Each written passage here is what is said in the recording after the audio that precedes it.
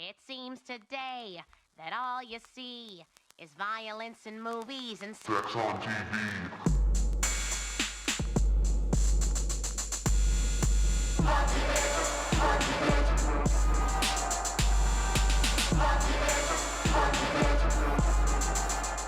Ooh, this episode aired August 29th, 2001, so we're creeping up on 9/11. Oh, shit. Yeah, oh, shit. The moment I've been waiting to see how Family Guy will handle. I mean, really, like, what else? There's nothing bigger than 9/11 that's happened since Family Guy started. No, Family Guy was actually one of the... In modern history, it's one of the biggest things that happened. You know, it's basically... In the last 40 years, it was Reagan's election. Well, I guess it happened prior, but his... Or did it? I don't fucking know. Who cares?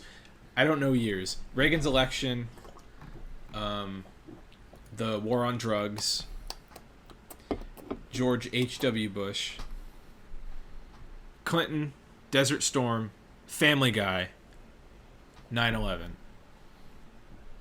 and then Iraq War and Afghanistan. Yeah, and then that's basically the end of history right there. Yeah. Basically, we're in two time periods. We're in pre-9/11, which is where we still are in our coverage of the show, and then there's post 9/11, which 9/11 for, I think in my case it's year 0. So we're pre 9/11 is like the BC. 9/11 was literally year 0 for me, dude. Well, there you go. So it's not only pre 9/11, it's pre Sean. It's not pre-Sean. I was alive for 9/11. Oh, barely. Wait. I was still alive. Right. I forgot it was 2001 and not 2000. But anyway. Yeah. I was 9 months old. So you were actually born in year -1. It's like being born in... Yeah, I wasn't in born 1 in BC. year -1, but I mean, like, I was there for 3 days. Nothing happened. So... Yeah. You're still there, so it counts. That means you turned 1 in year 1. Whoa. Wait, no. That's pretty crazy. Wait, we're going on the basis that it's year 0, so actually, never mind. you turned 1 in 0, and that's really fucked up. Yeah, that is. That's like binary. So in the year 18, you are 19. Did I do that math right? Who cares? Yes. So I'm 19 now. And it's year 18 now, correct? Yeah. Yeah. It's almost year 19. Wait, no. Actually, right now, since we are past September 11th this year, we're in year 19. Okay. Hey, you know what's kind of messed up? Yeah. The fact that I'm 19 years old and you're 43, but you've known me for like 7 years. Yeah. There's a lot of people listening to this that would call it problematic, but... In podcast grooming. In my defense, I only learned you were a child like a couple years ago. Like it's true. 3 years ago, I think. I didn't tell anyone I was a kid for a bit because I didn't want people to go, hey, get out of here, kid, you're too young. And no one questioned me on it, so... Yeah, it's,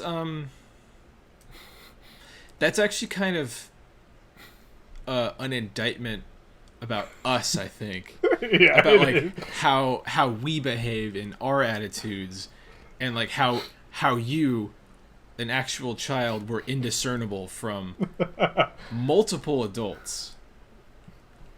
So I'm not going to say you were very mature for your age, because that is a straight up grooming thing. We were all so fucking stupid that we could not realize it. Yeah, I had to... Honestly, I only, like... Not only, but one of the largest motivations when I was like, I'm coming clean that I'm just a boy, was that it's like, by the timeline I have given you, I have to start going to college soon, but I am going to high school. So... Yeah, when I was about 13 or 14... But you guys probably wouldn't even put it together. I think I could have gotten away with it if I just, like, didn't tell you guys. Yeah, I mean, like, look at me. I'm 43 and I'm going to college now. So I think you could have just said, "Oh, I'm in college," and no one would have questioned it. Yeah, someone would be like, "What are you going to college for?" And I'd be like, to learn." Yeah, when I was about 13, 14, my friends were all older than my online friends were all older than me, and I blended in by saying I was their age. So when they were like graduating high school and everything, I was in like 7th grade at the most. So I would just make shit up and say like, "Oh, I'm a senior in high school," or whatever. And then I just kind of stopped. We all stopped talking to each other, which probably was a good thing for not only them, but for me. Yeah. It's probably for the best. Yeah, I wonder where they are, though. Or who knows, maybe we would have started a podcast with them instead. Yeah. Probably not. I do really wonder where one of them is, but I don't know how to get a hold of him. So. Have you tried Facebook? Well, the problem with Facebook is if you have a really generic name. Does he? Yeah, I'm not gonna find you. But what if you see a picture and you're like, "That's him"? Well, that would kind of be the best outcome. I think it's worth a shot. I don't remember where he lives. Oh man. I think it was like Ohio, but Facebook search is so stupid. I can't just search his name in Ohio. That's not gonna work. It could. It doesn't. Damn. Well, you can find him later. We got a podcast to do, man. Yeah, this is not working. I thought you were gonna introduce the podcast, but that's cool too. Yeah, no, I mean I'll do that. It is my episode. So I don't know where Nikki's cutting in, but if you didn't realize it before, you fucking will now. This is the Family Guy Funnycast, a podcast about Family Guy by two Family Guy fanatics by the name of Sean from Funnycast and Joe from Funnycast. I'll leave it to the viewer to guess who's who. Yeah. You can just decide based off our characteristics who's more of a Sean and who's more of a Joe if you don't know already. Yeah. That'll be a fun game for the viewer. Yeah. It's also going to be hard for us because that means we cannot refer to each other by name for the rest of this episode. Yeah. But how often do we refer to each other by our names? Not too often. More often we have a guest. We don't really need it. Yeah. I mean, if it happens, it happens. I'm not going to try to censor myself on this one. I don't care. Yeah, I don't give a fuck either. Yeah, dude. Yeah, fucking A. So yeah, everyone, thank you for listening to another episode of the Family Guy Funnycast. That's all. That's all. See you later. But yeah, this is episode 36. We are talking about season 3, episode 8, I believe, the kiss scene round Ted World. Yes. It's pretty decent episode. Very reference heavy. Oh yeah, this is a really reference heavy episode. Very. I think partially all the references might have taken away from my enjoyment indirectly because I kept having to pause to write down the stupid references. Also, if you could just shut your podcast brain off, which is a fucking stupid phrase, and I hate that I just said it. If you could shut that off, do you think you would have just enjoyed the episode as is? Maybe slightly more. I don't think it would have made much of a difference. Okay. Unfortunately, I can never turn my podcast brain off because it's 2020. I'm always thinking about how to make the best content that's going to go viral. You know me, I'm a young influencer up on the rise. I'm really grinding out here to get my podcast out, get my views up, get my bitches up, get my racks up, Get my racks up, get my bitches up, get my dick up. Hell yeah. Yeah. But before I do the plot of this episode, just a little piece of trivia. This is the longest title we've had yet. That's true. This title was so long. I didn't even have time to say the whole thing. I just truncated it. Yeah, this is the first title that I can't put the whole thing in my header for my notes. It's a bummer. Anyway, the plot for this episode. The family is at a department store, and they buy Stewie his first trike. Peter pretends to play a keyboard, and a man calls him out for being a phony, even spray painting his car.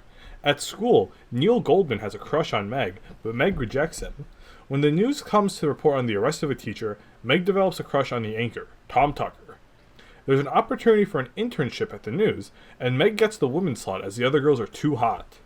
Turns out Neil has gotten the men's slot and is flirting with Meg.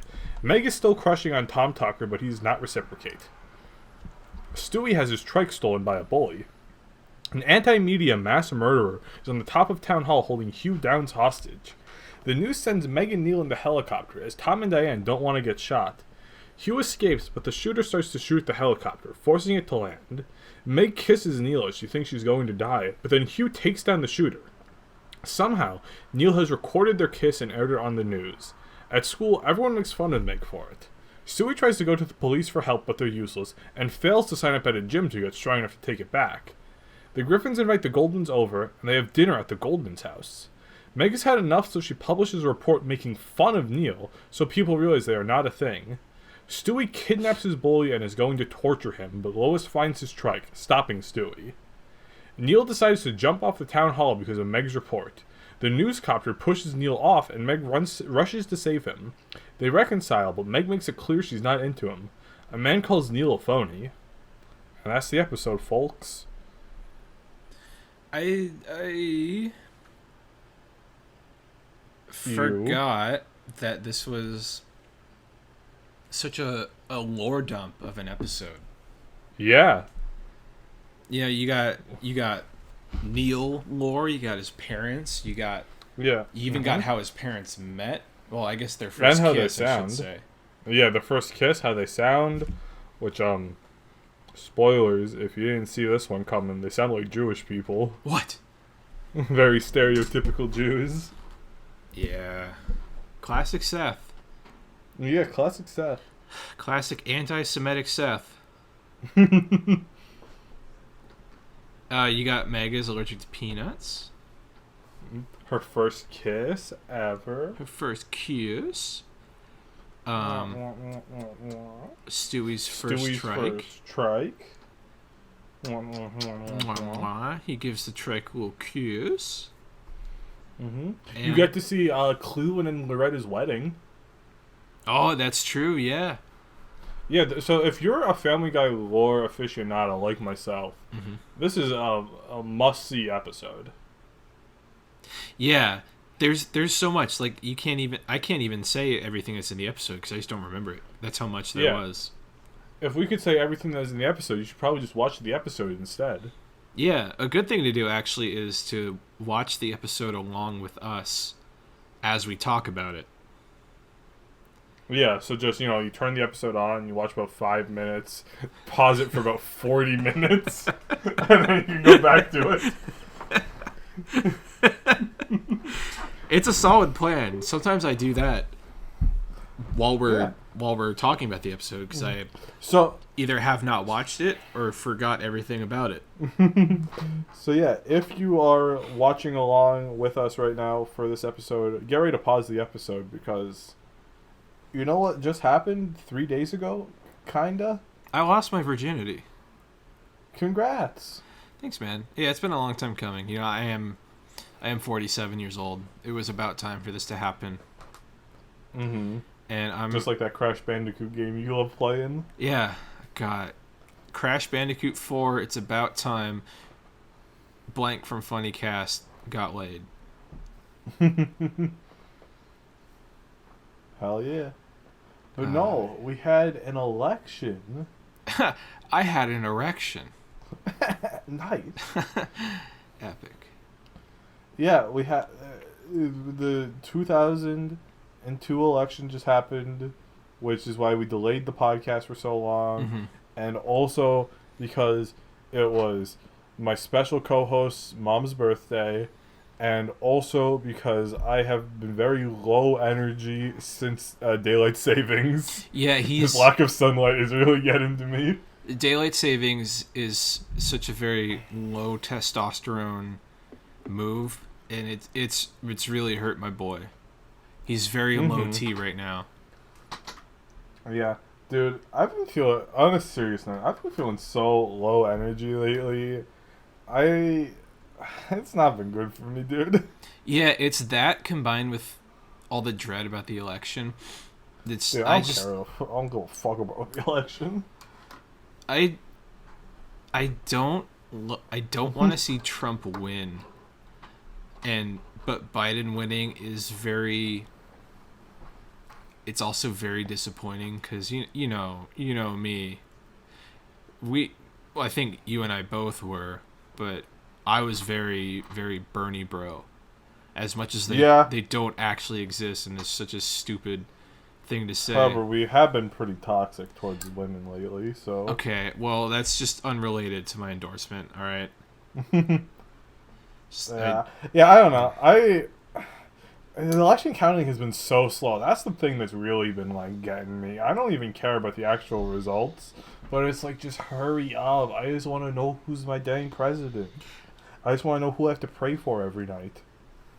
I want to know who I have to pray for and if I have to vote in a special election because Kamala Harris is one of my senators. So, sorry for burping. I'm drinking a Mike's Hard lemonade peach flavor right now. Peach? Peach? That's the butt emoji. God his ass.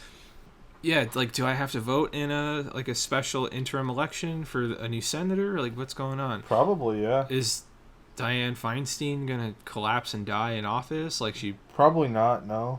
Like, is likely because she's very old and frail and a fucking idiot who was like, oh, sweetie, you're so special at Lindsey Graham, like, a couple weeks ago. Fucking... I don't know. You know... no, she'll be fine. She's gonna serve for 10 more terms in the Senate. 60 more years. I think we should have term limits on the Senate. Yeah. I think we should have... Career politicians are a cancer. Yeah, and a blight. So I think we should not have them. We should have funny term limits like they do in Brazil. In Brazil, there's no, like, total limit. Funnycast term limits? Yeah. But you can't have more than 2 consecutive terms. Just like I can't have 2 consecutive shits.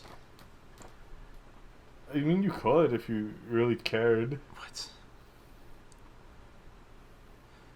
That's a failed. But I guess that's a failed bit. I don't know. I'm so out of it, man. Yeah, dude, this is a really out of it episode. I'm like smoking like the rat poison they leave in the bottom of the cart right now, just so I can get some energy for the podcast. I went to, I was missing a comic from this week, so I went back to the shop, my old place of work, to go get what I was missing. Was it very awkward walking in? No, I've been going like almost. I took a couple weeks off because I thought I was moving, but then I wasn't, and so I started going it again like a couple weeks later, and it does not feel awkward at all. Also, just keep riffing, telling us about your comic adventure while I smoke the rest of this rat poison. Okay, and I brought my dog because my old manager likes my dog, and my dog was really bored, and I figured after that I'd take her to the park and she can run around. But I'm letting her walk around the store, and my dog, when we first got her, my sister found her on the street as a stray, and also a puppy. So she was a street dog, and we have never been able to get her to stop scrounging and scavenging. No matter how hard we try, she's always looking around for food. And fucking A, that dog tried to eat everything on the ground in that store behind the counter. And also, I found her. So over the summer during quarantine, we found a couple cockroaches, which are not super common here. So we planted roach traps under some shelves. And are those like rat traps? No, they kind of look like bigger ant traps. Those like kind of disc things that have entrances that ants can go in and get the poison and take it back to their back to the queen. It's like that, and then I look over at, I'm like, okay, where's my dog? And I look over, and she's on the. I like how you're not saying your dog's name, so you don't dox her. I would never dox my dog. She's very important to me. So I look over and she's on the ground trying to get to one of the fucking roach traps, dude. What the you fucking idiot. But yeah, man, I never knew this this lore about your dog. Yeah. She's special. I'll say that. She certainly looks special. Yeah, you're just saying that because she's got big bulbous eyes like Bulby from Jimmy Neutron. It's true. They're pretty funny though. Yeah, they're like 30% of her skull. They jut out. Like, if she's laying down on her side and then like lifts her head up to look over and her face is over her body, like her face is pushing up on her eye. Damn. It's fucking wild. I wish that was me, dude. It's so weird how you can like. If you are listening at home, do not try this. But some dogs, you can just kind of pop their eyes out, cause like they have like that weird eye skull stuff, you know. Mm-hmm. Like you couldn't just pop a dude's eye out like that. No, like you have to like reach in and like get behind it somehow. Yeah, I can't even destroy fold the my eye. eyelid up. You know how some people can put their eyelid up like fucking freaks, so you can see the inside of it. Oh yeah. I can't do that. I've tried. It fucking hurts, man. Wait, one sec. I'm gonna try this. Okay. I have such long, beautiful, gorgeous lashes that it's hard to get a good grip on them. I'm sorry, I can't do it. Yeah, no, me too. And same with my eyebrows. They're so soft and luxurious that I just can't get a grip where I need to. Yeah, same with just everything. All my hair, it's pretty good. It's pretty nice and elegant. You know, I've taken a Nazarite vow like Samson, so I won't be cutting my hair anymore. Mm-hmm. But it gives me super podcasting ability. Yeah, and I'm not using currently. Yeah, no, I've noticed that, and the beard too. It's pretty epic. It's nice. Yeah, I have a pretty nice Duck Dynasty cosplay going on. Yeah, I've noticed you also practicing your duck calls lately. It's going good. I mean, well, yeah, I'm just trying to get a slot on the new season of Duck Dynasty. Mm-hmm. I don't know if they're still making them, but I heard that they're doing like a special now in 2020 called like Duck Dynasty Biden Era. No way. So yeah, I'm trying to get in on that one. I think you'll fit. Yeah. Mm-hmm. Yeah, I know a lot about Jesus. I don't know too much about like ducks and guns and like, you know, all that stuff. But I know a lot about the Lord our Savior, so I can riff with him about it, you know? Yeah. Yeah. I just Googled that. Duck Dynasty Biden era? Yeah. And yeah? I got what I was looking for, but also in the suggested videos, Phil Robertson, who is I think is the Duck Dynasty man. Yeah, he's not. Is his dad the old man, or is that like his grandfather that's on the show? Oh, this guy looks definitely in his 60s. Okay, then it must just be his dad.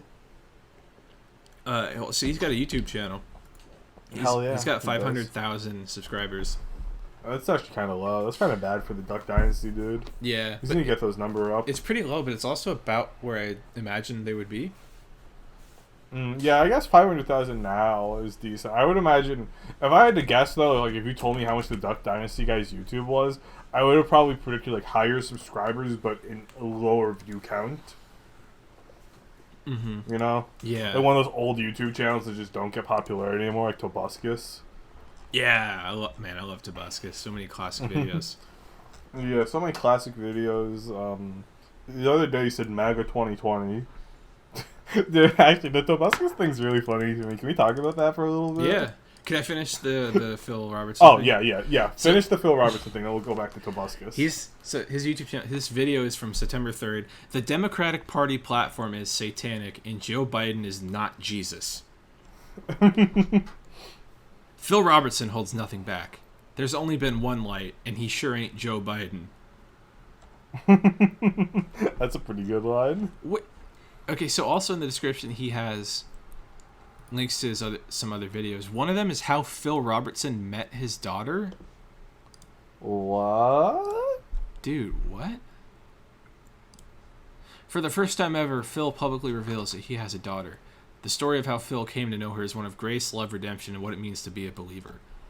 Dog, what? So I assume he, like, before he started making duck whistles and all that, he, like, had a one-night stand or, like, hit it and quit it, you know, with some girl, and then she got pregnant, and then he refused to pay child support for, like, 4 years until he got sued for all that Duck Dynasty money. That's just my theory, so I think can't be you're sued right. if I'm wrong. I think you're right. Oh, Phil Robertson's daughter opens up about meeting her dad. So you were kind of right. Yeah? Phil Robertson has a long lost daughter from an affair he had in the 70s. Oh, it was an affair. Okay. Yeah. Damn, shawty. Okay. Phyllis, 45, said about 2 or 3 years ago her oldest son's fiance bought him an at-home DNA kit and discovered the results produced some conflicting information from what they believed, leading Phyllis to call her brother and sister for answers. So she didn't know. It's so fucked up that his name's Phil, and then he had an affair with this woman, and then she named her daughter after him. Oh my god, you're right. Yeah, like, at best, it was unintentional, but that's kind of stupid. Hell of a Also, coincidence. I just want to make it clear to all our loyal fans, we did not watch the video. I thought it was like a sermon, but it was actually just a podcast, so we just looked up what happened. Which does not preclude it from being a sermon, but it's not the kind of sermon we thought it was. Yeah. It's as much of a sermon as this is a sermon. Yeah. So anyway, yeah, that's the Duck Dynasty segment of the show. Time to go into the Tobuscus segment of the show. It's our iconic segment, the Tobuscus minute. Okay, I only have a minute. I really liked Tobuscus as a kid. I thought he was pretty funny. I was like 10 to 12. And then fast forward, turns out he has like alcohol issues, and also he is some sort of sex pest. I don't know specifically. Oh, I think some exes like accused him of like abuse. Ooh. I don't remember exactly what was going on with him, because it's been a little bit since I've heard it. But yeah, and now he has like a dead channel, 3 dead channels, and he's a Trump supporter because he hates cancel culture. He got canceled for being an abuser and or rapist and or sex pest. Yeah, Trump's famous campaign slogan, "Make cancel culture not a thing no more." Mm-hmm. Yeah, Trump said, "I'm going to cancel culture." You're fired. Dude, imagine if Trump actually ran on canceling cancel culture. Like, that was his big campaign platform. I think Biden would have swept him. Like, people would be like, "What the hell is cancel culture?" All the people who know what cancel culture are either canceled or we're not going to vote for Trump to begin with. Dude, Tobuscus is originally from Niceville, Florida, but he's not nice. That place actually is... Wait, can you... Hey, shut up. Yeah. Oh, that makes sense, though. Can you read me Tobuscus's tweet endorsing Trump? And by read me, I mean read the audience. Yeah, let me... entertain the audience. Oh, man. Entertain the audience. Well, I look this up. Hey, audience. Since we've last talked, I saw Borat 2, and I thought it was really funny, and I want to talk about Borat on this episode, but Joe lied about seeing Borat on Twitter. You fucked up the bit you said my name. I realized that as I told you I wasn't going to try to do it, dude. I did do it once, but yeah, I don't care. So yeah, he never saw Borat 1. He didn't see Borat 2, but I think Borat 2 is very funny. I like it more than the first, probably. My wife. My wife. And I think there were a lot of people saying in 2016 when Donald Trump got elected that, like, well, at least it'll be good for comedy. And that was a lie. But Borat 2 is the exception that proves this rule. I think Borat 2 is probably the funniest piece of media to come out of the Trump era, and is probably going to go down as one of the only major cultural outputs during this time that anyone remembers. What, you don't like Stephen Colbert going, "My name is Donald Trump. I wear a big poopy diaper. I take big dumps with my small hands." Yeah, no, I don't think that's very funny, Stephen Colbert. I'm sorry, man. Oh, well, you know what? I have the tweet, so... It hit me. All right. He's actually got a few. But this is the main one. Yeah. Today's the day. Vote for Trump and preserve America, end cancel culture, and stand against fascism. Or vote for Biden, and we walk away from this American experiment forever. This election is life and death for this country and for freedom. GLHF. Hashtag Trump 2020. And has he said anything lately since Biden is now the presumptive winner? Like, is he saying it's fraud? Is he saying, like, I hate America? Or... Well, no. So that tweet I just read was from Election Day, November 3rd. He posted a video he made on November 4th with the caption, "Why I didn't, and probably never will, vote for Trump." Dude, what the fuck? Oh, man. Here's the follow-up to his initial Trump tweet. Alright. If you disagree, feel free. This country was built for discussion, and this cancel stuff is what got us here. If you're afraid of losing your job or being sent to the Ministry of Truth and Reconciliation Commission, don't be. This is your life. That's just like 1984. Have you ever read 1984, dude? We were made for this. Have you ever read 1984? Yeah, I read half of it in freshman year of high school, and I got bored because it wasn't a very interesting book. Wow. I was going to say that's like a number that's half of 1984, but I can't do that kind of math, so... Does he live on the East Coast, or does he live in Los Angeles? Do you know? He lived in LA when I watched him. Oh, I don't know his now. Twitter says Los Angeles, so I think he does still live here. Okay, yeah. So that first tweet, yeah, and I heard it was sent at 7:09 a.m. The follow-up was 7:44, and at 8:56 he sent, "More LGBTQ people messaging me, thanking me than anybody else. What's that about?" What the fuck, man? Dude, gay people hate cancel culture. He got ratioed by Steve loving pee-pee. Oh, man. I don't know what that is. It's a little Minecraft Steve looking Lego thing being pushed and rubbed around in a little yellow glob. It's not liquid. It's supposed to represent pee-pee. Hot. Oh, okay. Yeah, that's pretty cool. Yeah, it's pretty epic. Yeah, but apparently, like, pretty much everyone, like, all, like, the content creators out in LA who knew Tobuscus had a bad story about him.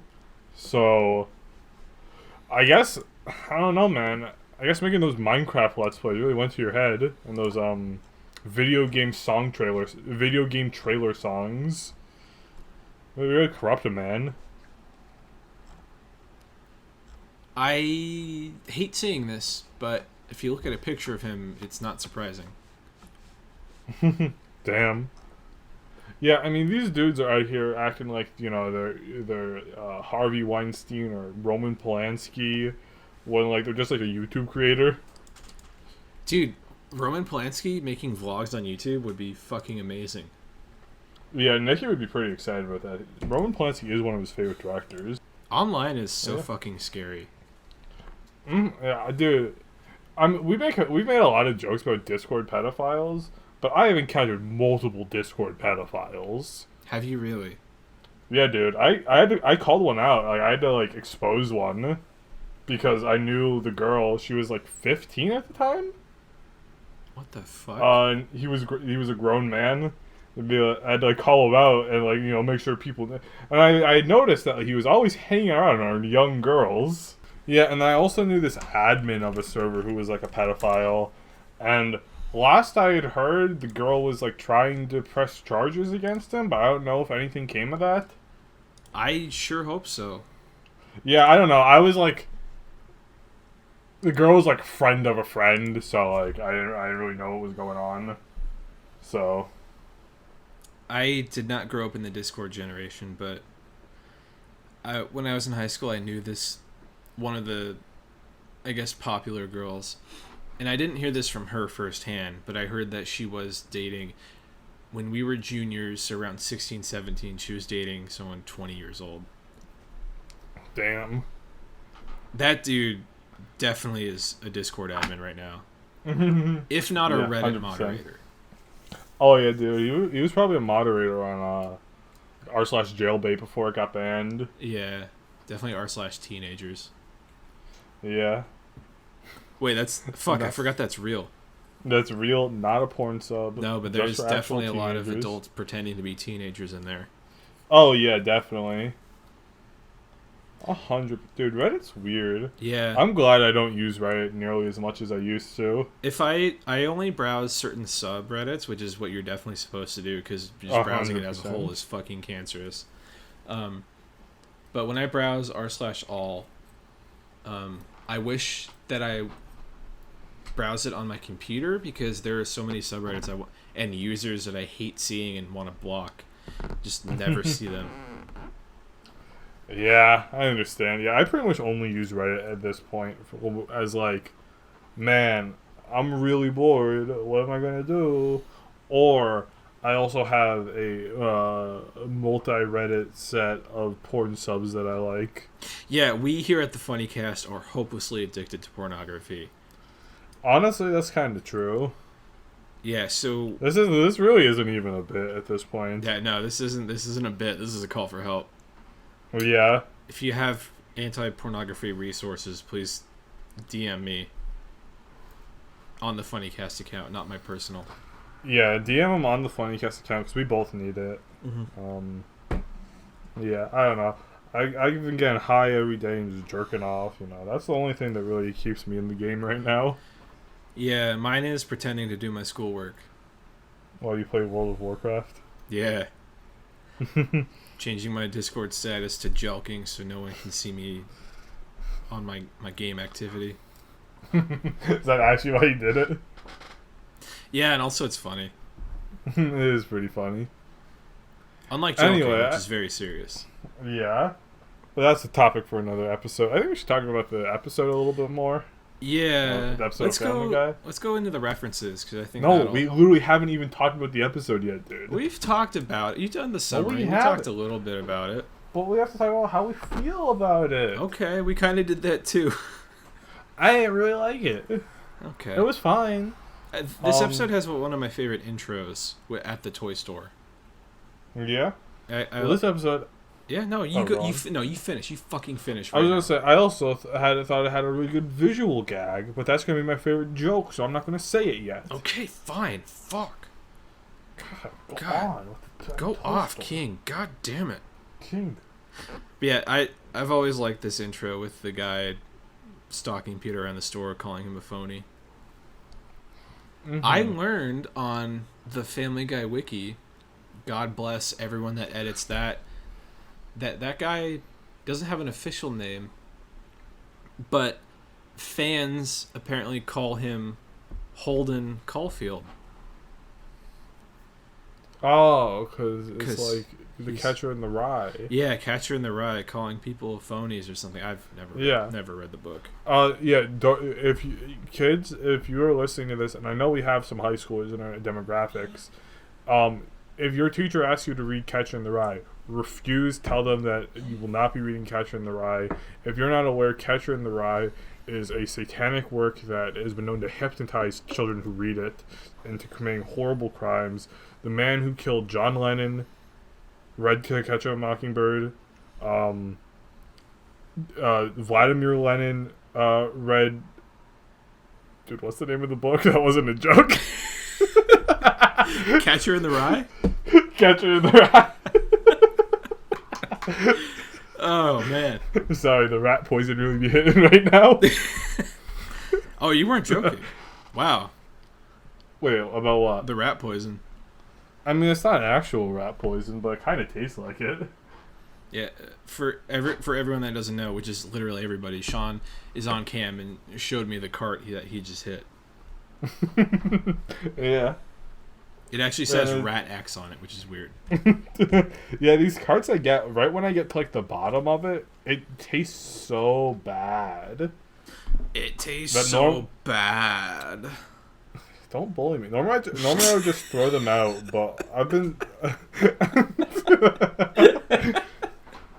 I'm sorry. You know, I've been having it rough lately. Having to do with this guy. I got a lot of other problems going on in my life. But, you know, I'm getting bullied by my middle-aged co-host. It's not funny. It's kind of funny. It's only funny because you're middle-aged. Yeah. Now it's just sad. Yeah. So yeah, you know, I gotta make this last. Yeah. Yeah, I don't know. I just thought this episode wasn't very good. It wasn't super funny. Honestly though, I did really like the Stewie B plot. This might be one of my favorite B plots in an episode. Yeah, I wrote that down in my notes. I really like when Stewie acts like a real kid. Yeah, but I don't know. They didn't do enough with it for it to really save the episode, in my opinion. It's not quite this, but it feels like blink and you miss it. Yeah. Yeah, there's some B plots where it's like 60-40. This one is like 80-20. Mm-hmm. I think moving forward, but like far forward, they're mostly 60-40. Yeah, from the Seth MacFarlane show I had watched the most before this had been American Dad. And from what I'd seen of that, it seemed like, a lot more like a 60-40 split. It's so 60-40 that it kind of feels like two separate shows sometimes. Ah, like, okay. Like, oh, this is the Peter plot, and then this is the Stewie and Brian plot. So it's kind of like, this is what Stewie and Brian are doing this episode, and this is what Peter's doing, and sometimes the other characters are going to be in these. Yeah, no, I like a good split where it's like you have this plot and that plot, and then somehow they're connected and they end together for the end of the episode. Yeah, those are always fun. And not in a way that feels good, not in a way that it feels like it's just like slapping it together. Yeah, it's not contrived. Yeah, it's quality television. Quality Family Guy. I love Family Guy. Hey, Peter's the quality Family Guy. Well, fucking whatever. Should we go into the references now? Yeah. Alright. Okay, this episode has so many references, it really sucked. But, without further ado, Abe Vigoda, Steve Guttenberg, Yanni, Star Trek and William Shatner, Uncle Sam's I Want You propaganda posters, Gil Gerard, Mr. T, Moving in Stereo, what's it from? Fast Times at Ridgemont High. Woo woo. George Bush and Dick Cheney, Huey Lewis and the News, Mary Tyler Moore, Dustin Hoffman, Christopher Columbus, Peabody and Sherman, Peter Jennings, Jimi Hendrix, Hugh Downs, Dan Rather, John Stossel, Quantum Leap, and Roman Polanski. Yeah, that's right. When we brought up Roman Polanski earlier, that's because we knew it was in the episode. Yeah. We knew it. Want to fight about it? Yeah. Yeah, Big Whoop. Want to fight about it? Yeah. Come on, baby boy, huh? Come on, baby so bitch. What reference should we start on? Well, this was... Let's talk about Roman Polanski. Let's talk about our problematic fave for a moment. Nikki's problematic fave. I don't know. I've never seen anything Roman Polanski has made, and I never will. Yeah, that's right. I have never seen... Sorry, I'm pulling up his... He was in Rush Hour 3. Whoa. In 2007. I've never seen Rush Hour 3. But that's pretty fricked up. Yeah. They should. Yeah, because he fled in 1977.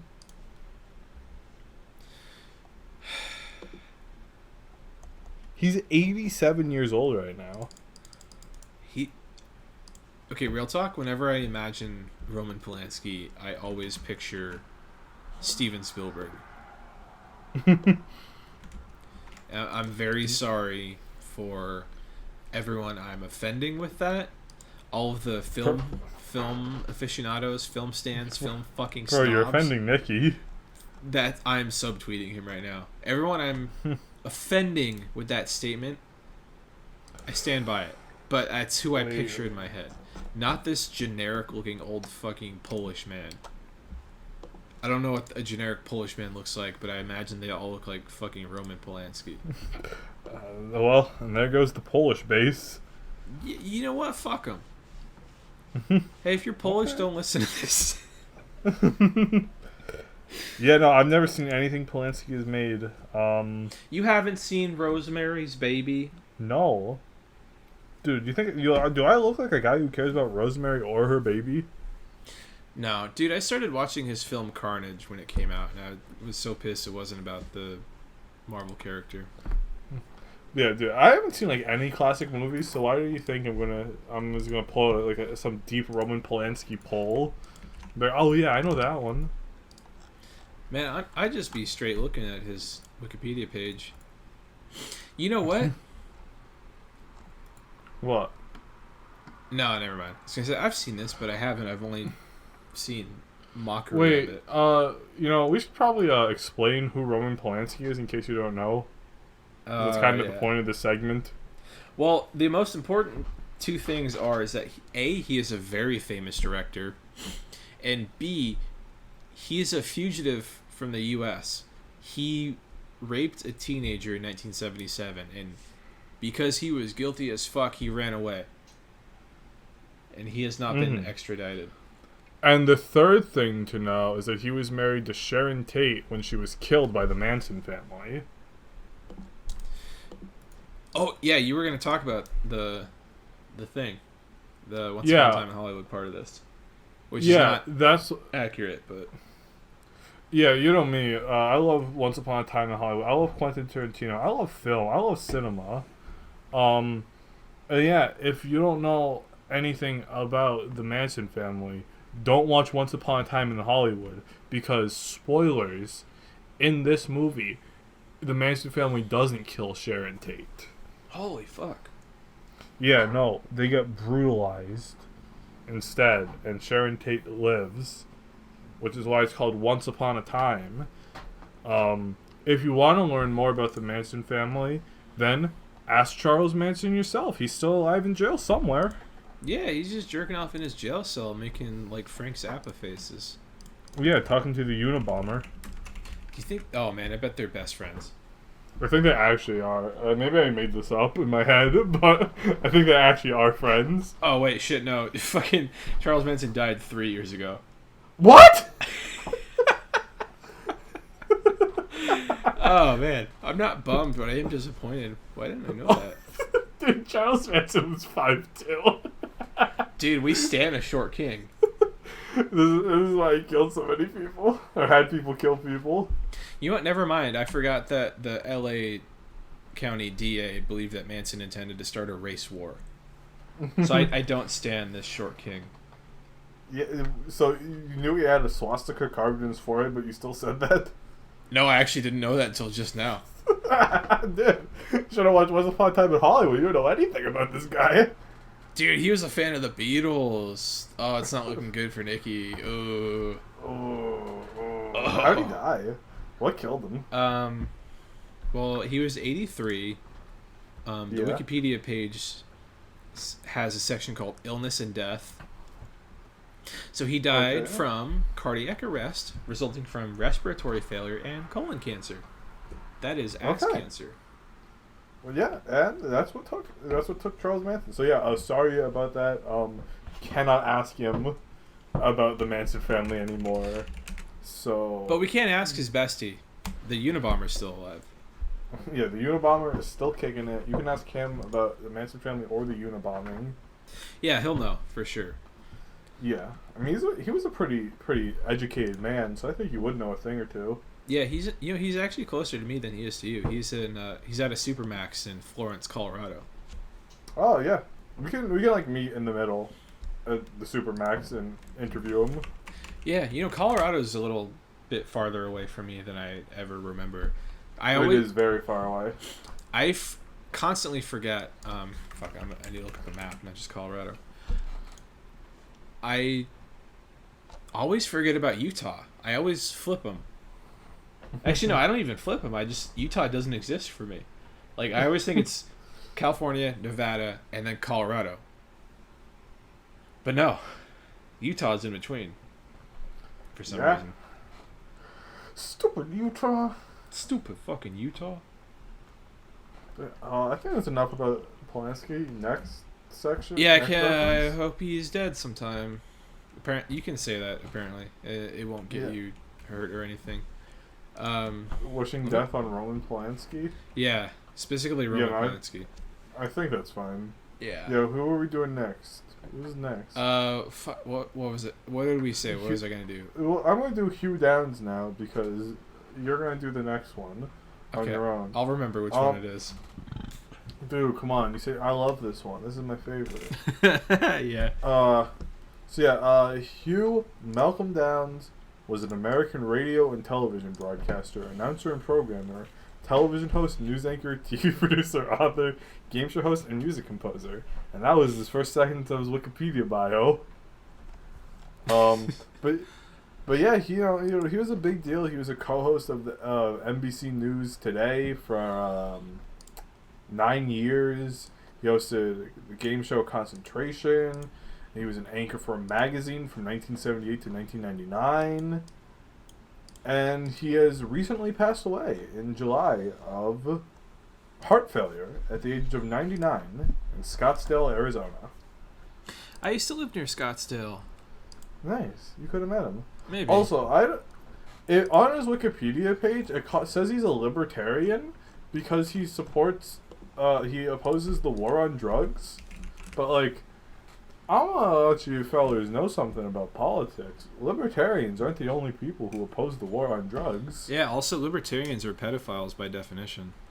Yeah. Going back to pedophiles, a pretty recurring topic on this episode. Welcome back to the Pedophile Funnycast. Yeah, a lot of libertarians, for some reason, seem to attract pedophiles. It's kind of weird. Yeah, I don't really get how that happens. I don't either. Hey, if you're a libertarian and you know why that you're always lumped in with pedophiles, let us know. Yeah, speaking of libertarians, it's kind of funny. Everyone was like, Jill Stein, you lost Hillary the vote in 2016. She would have won. But the Libertarian Party really did a number for Donald Trump this year. Yeah, which is weird considering the amount of Republicans voting for Trump was up from 2016. Yeah. God bless you, Lincoln Project. You guys put in a lot of work with that $67 million the Funnycast gave you. That was all us. Yeah. We really thought you were going to beat Trump, make the Democratic Party the party of the Republicans again. And you guys did it. The vote share actually went up since 2016. Yeah, hey, thanks for all your hard work. Yeah, we will be suing for our money back soon. You will be hearing from us, Lincoln Project. Yeah, Rick Wilson, your ass is ours. Yeah, and Rick Wilson, don't think I forgot about some of those tweets. I saw what you said, boy. Yeah, I saw what you said, you fucking racist Islamophobic motherfucker. Yeah, Rick Wilson. Also, you look like a Walmart version of Mike from Breaking Bad, so Suck on that teat. Yeah, suck on these. Yeah. Oh, he's only 56. I thought he was older. How old is he? 56. I guess being lame ages you faster. Yeah, I guess being a punk ass little bitch makes you look older than you are. He wrote a book called Everything Trump Touches It Dies. A Republican strategist gets real about the worst president ever. He genuinely looks like a baby. He does. I kind of wish he had the proportions of a baby. He might. Yeah, I've never actually seen him from below the shoulders, so... I just found a picture. He does look kind of funny, but not quite baby mode. Yeah, I'm going baby mode right now. Yeah, I really hate the people who act like Trump is like this unique sort of evil, like... Dude, how tall is Rick Wilson? Because that picture you sent me, and I'm not height shaming anybody. Except for Charles Manson. Except for Charles Manson. But that's because he had a swastika on his forehead. Rick Wilson height. Just his proportions in that picture look off. He looks like he is 3'2". But yeah, Trump is not any sort of like unique evil. He's not like this exceptionally bad man who just sort of came out of nowhere and won the presidency. He's a symptom, not a disease. And I am sure we'll probably see many more Trump-type Republicans in the next 20 years. I'm sure the next... I mean, maybe Trump was unique in the way that he managed to really capture his base, because most of these Republicans are ghouls who would never impress like more like people like Trump could. Not that Trump isn't a ghoul, but like, you know, he is a people person ghoul. Yeah. I've said this before, but I think it's a real shame that Trump ended up the way he did. Like, he was always a racist piece of shit. But he was funny, and that usually excuses it, no matter who you are. But also he was a rapist, so which does not get excused. Yeah. But I don't know. I definitely think we're going to see more Trump types, although maybe none of them will be quite as funny as him. Yeah. But my point is, man, he has such big posting energy. Just imagine if Hillary had been president for the last 4 years, and just the posts that Trump would have made. Well, hopefully we'll get that now with Biden. Yeah. Or Trump will just never concede the presidency, and he'll just stay in office forever. Yeah. No, he's going to sit in the Oval Office with his arms crossed. That would be pretty funny. That would be very funny. Well, I guess now I'll talk about Fast Times at Ridgemont High real quick. Whoa. So there's a scene in this episode that's a parody of probably the most iconic scene from Fast Times at Ridgemont High, when the woman, I forget what her name is, but she's super hot. She's getting out of the pool in her red bikini and walking slowly towards the camera, and Judge Reinhold is staring at her from the window, and I think he's actually jerking off in the bathroom. Actually? I'm pretty sure he's fantasizing about her getting out of the pool and seeing him, and she gets all seducted. Yeah, oh yeah. No, he's stroking off right there. I wasn't interested until now. Go on. No, he is just jerking off in that bathroom. She gets out of the pool. She's in a red bikini. She undoes her top, and oh my god, I forgot there is straight up boobie in this. Really? Dude, there is. I think you're gonna love this. There's some titty in there. Yes. Yeah, dude, there's some titty. Let me see. Yeah, that scene it? in Family Guy, Meg is imagining Tom Tucker doing the same thing. But wait a minute. This is Ridgemont High. Isn't she is she 18? How old is she supposed to be? She's definitely 18, but they're definitely, as in almost every high school movie, she is probably mid-20s when she's filming this. Oh yeah, no, I'm not concerned about that. I'm actually looking at a child. But the character is definitely a teenager. Okay, yeah, okay. It's a coming of age film, and Judge Reinhold was coming of age in the bathroom at the moment. Why is he? What's he wearing? I don't know. How does he expect to get bitches while he's dressed like that? Dude, it was 1982. It was a different time. This is not. Sorry, I just saw the boobies. Okay, so she was. She's just born in '63, so she would have been like 19 when this came out. Okay. This is probably the same person. Nice. All right, but yeah, what else about it? What else about it? Well, you know, Meg is imagining Tom Tucker in the position of the woman, and she is Judge Reinhold in her fantasy. She wants that DILF dick. Yeah, DILF D. She wants that DILF D, as we all do. Yeah. I sorry for the slow response, but there's nothing more to say about that. Like. Yeah, I mean, there's really nothing to say. I mean, I could have picked another reference, like No, I think we're good. Like Mr. T, but we all know who Mr. T is. Huey Lewis in the News. That would be funny. It's hip to be a square. That's all I know. Hip to be square. Speaking of squares, man, this is such a low energy, low T episode. Yeah, this is well, we're gonna have Nikki put exciting background music in the back of this one. Yeah, I'm gonna find royalty free fantasy music. Yeah, or like vaporwave or something. Royalty free. Oh, yeah, that'd be cool. Yeah. Yeah. Maybe the vaporwave would actually chill with a low energy. Yeah. Oh, what's this? Slow ambient cinematic piece with a melancholic and sad feel. No. We'll figure it out. Yeah. What was your favorite joke? My favorite joke was the little visual gag towards the beginning of the episode where you see into the principal's office and you see that the window, around the window, it's labeled with the words principal on it. And he opens the door and it turns out that actually he has the words principal written on his sweater. And that made me laugh. That was the only thing that actually made me laugh this episode, so. Oh, I just snorted. That's how you know it was a good laugh.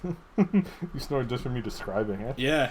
I was also picturing it perfectly, which is just a little Italian chef kiss right there. Props to the chef, Seth MacFarlane, but not Seth because he didn't write this episode. Yeah, no credits to Seth. Yeah, for this fuck you, Seth. You don't do fucking anything. Yeah, you stupid bitch. So this was not my favorite joke, but I did write down. This is something I reference to my friends, my real life friends, way too often. So there's a scene when Tom Tucker is interviewing a high school kid for the position that ultimately ends up going to Neil, and he asks the kid if he thinks his mustache tickles women when he kisses them, and the kid says he doesn't know, and Tom's like, wrong. The answer is only slightly. Only slightly. And as with several things from this era of Family Guy, it's just part of my vernacular because I'm a fucking loser. Nice. But my favorite, I think, other than the principal one, I think my favorite joke that made me laugh the hardest was when Meg is bitching about the tape to Peter and Lois. And they're just looking at her like, what the hell are you talking about? And then Meg is so distraught, she says she's going to eat a bowl of peanuts. And they give her a blank stare. And Meg says that she's allergic to peanuts and then cries and says, you don't know anything about me, and then runs upstairs. And then cuts to Peter and says, who the hell is that guy? Funny stuff. Yeah. Those were the only two good jokes of the episode. So sorry if you thought there'd be a third one. Yeah. There would only have been a third one if there was a third person on this episode. You know what? Here's a third one. Yeah. When Peter is shooting those discs at Cleveland's hair at the wedding, that was kind of funny. Yeah, it was like, oh, haha, he's shooting discs at his friend. You know, I smiled and it's like, wow, what if that was me? What if I had an afro? I was getting shot in the hair. That'd be so funny. Oh, here's a little quick note about the episode. Hugh Downs and Abe Vigoda voiced themselves. Oh, cool. I don't know what either of them sounded like, so I couldn't go, oh, that's Hugh Downs.